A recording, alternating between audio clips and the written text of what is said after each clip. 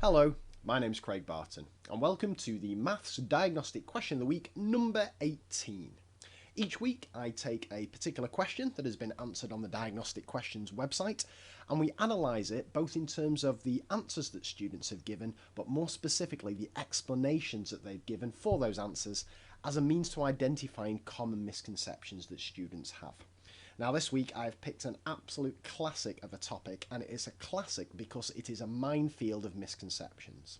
And I'm of course talking about algebra, and specifically collecting like terms or simplifying algebraic expressions. So let's find ourselves a question on this, and let's have a read of some of the mistakes that students make. So to find it, I'm going to go to data and I'm going to go to questions, and I'm going to hone in on the exact subject I want. So I want to go into mathematics, and I'm going to go into algebra, and I am going to go into writing and simplifying expressions, and I'm going to go specifically to simplifying expressions by collecting like terms, and that'll find me all the questions on that, sorted by default by the most incorrectly answered ones. I'm going to go for most answered because I'm interested in kind of a wide range of data. I want as many answers as possible. Now let's have a look at one that caught my eye earlier today, and it's this little classic here, simplifying, and you can see straight away there's squares and all sorts involved. So at this stage of the video, it's probably a good idea if you have a quick read of the question, then press pause and try and think, what do you reckon the most common wrong answer given for this is? And specifically, what reasons do students give for those wrong answers? So when you're ready, just pause it and then unpause it and we'll crack on. Okay, welcome back. So let's have a look here. Now, if my mathematics is right, which often it isn't, I reckon the correct answer is C. But what are the percentages that choices for each of these answers? So let's click on advanced and let's go to percentages. And we can see that only 46% of students actually choose answer C and get the question correct. The rest of the choices are pretty evenly spread, but B is by far the most common. I wonder why that might be. But before we get on to the wrong answers, let's see how students who get it right explain themselves, because students have some of the most wonderful ways of explaining things, and the whole purpose of building this site is so that students can learn from each other. So all of these correct explanations that you see here, your students can also see after they've given their answer for the question, and the idea is that they read through these and learn and resolve their misconceptions. Now there's some absolutely beautiful ones here. I like this, dead simple, because x plus 2x equals 3x straight away, and then you add x squared. But these are my favourites here.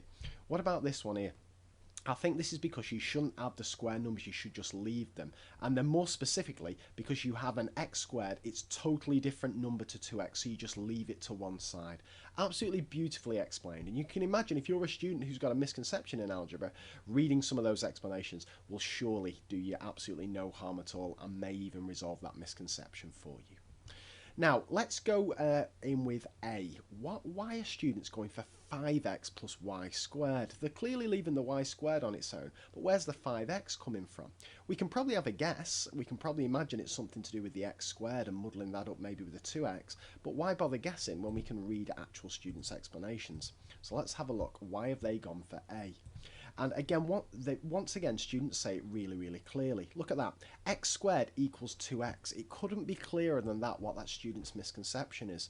And knowing that, and knowing which student that is, which you will do if you assign this question to your students, will allow you to really help that student understand and resolve their own misconceptions.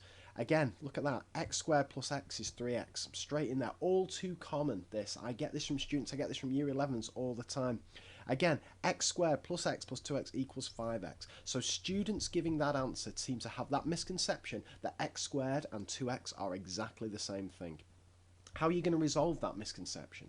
Well, hopefully by reading other students' explanations, students will resolve it themselves, but I often find using number examples for algebra tends to help, like showing them that 3 squared is different to 2 times 3 or something like that. Right, well, let's carry on with this. B is by far the most popular wrong answer. Where's that coming from? 4x squared. Where on earth are students getting 4x squared from? Again, we can probably guess, but why bother when we can read it? And once again, students explain this absolutely beautifully. I like this one here. I think the answer is B because there are 4 x's and x squared. An x had 2x will equal 4x squared. So students here are just combining that squared, that they're happy that there's an x, and a 2x. Put them together, you've got 4x, and because you've got that squared there, that's going to give you 4x squared. Again, students explain it beautifully here. I think B, because this is brilliant. I think B because altogether there are 4x's, and then you leave the 2 on top because there's only one. Couldn't have said it clearer. Students explaining in crystal clear terms exactly what their misconception is. What about D? Now, not many have gone for D, but I find this quite a lot, and it tends to be kind of higher up the school you tend to see this one. And I think the misconception here is just banging all the terms together, regardless of the pluses. Or maybe students are muddling up, thinking that pluses and 4x means 4 plus x or something like that.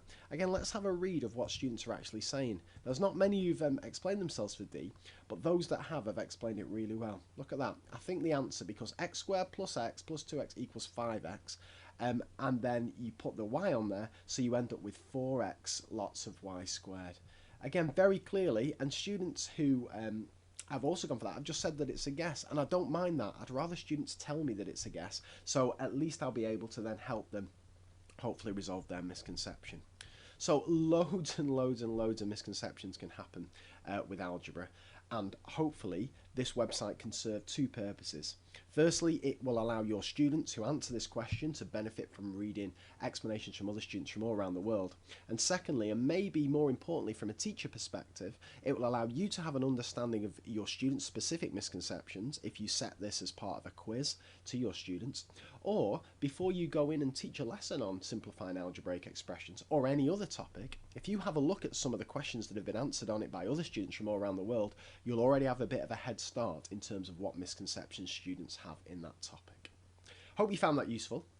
Please get signing your students up to the website. It's all completely free.